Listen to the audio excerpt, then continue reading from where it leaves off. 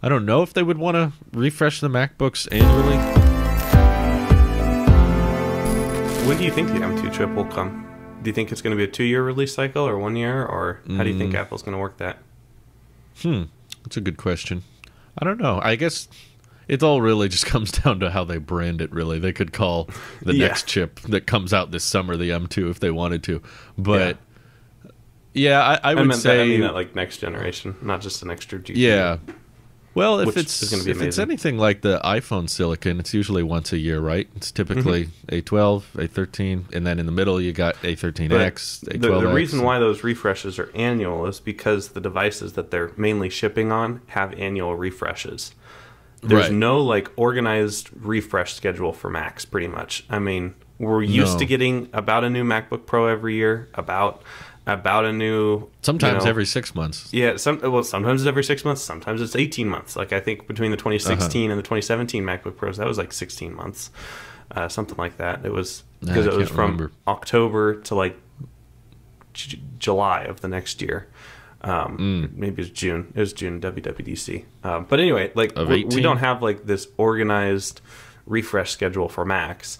I'm kind of hoping that maybe now that we're on Apple Silicon, maybe we can have more regular refreshes, because a lot of times the rumors would be Apple's working on a new, 27-inch iMac that's gonna, have the latest Intel processors, and they're just waiting on the Intel processors to be developed.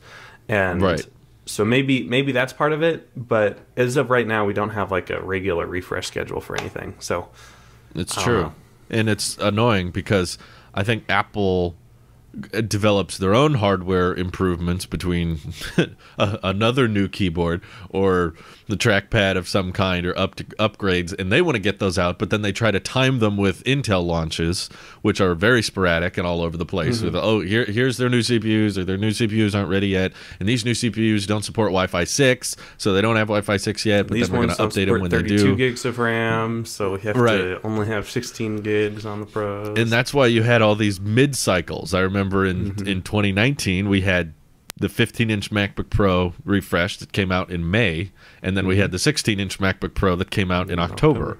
And if you bought that May MacBook Pro, you feel really screwed, because you're like, well, I could have gotten a bigger screen, faster CPU for the same price, and a more reliable keyboard, and an escape key, and everything. And yet, that you just could have waited like 5 months or whatever. Not even 6, I think. Yeah. So that, I agree. That was very annoying. And iPhones aren't like that. They don't do little mid-cycle updates because Apple controls the silicon on the inside. So yeah, it would be wonderful if they could find some kind of structure. I don't know if they would want to refresh the MacBooks annually, even if it was just silicon. I don't know. I feel like even if it was just silicon, people would probably appreciate that if they just every 12 months got another boost. So that, if someone's in the market for a MacBook and they are on a 2-year update cycle, you could be like 18 months or 20 months in to that cycle and be like, I really need to get a new Mac now, but I don't want to buy one and then have a new one come out in another 2 months or 4 months. Yeah. Which kind of leaves us, where Randy was for a long time and still kind of is, and where I am is like, I want to upgrade, but there's so much rumors and there's so much potential of what's going to come out that we're not buying now, and we feel like we need to wait, but then the rumors keep getting pushed back. Oh, actually, there's no March event. Actually, the iMacs aren't coming out till the end of this year, so it's like, when do we buy?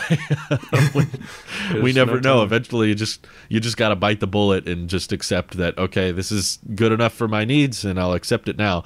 So that's kind of ties back to my situation where I'm like, I want to make an upgrade from the iMac Pro, but what if we get to the fourth quarter of this year and the iMacs have been pushed back again, and we got to wait till quadruple UDC 2022? That sounds so far away. This was a clip from the Tailosive Podcast Archive.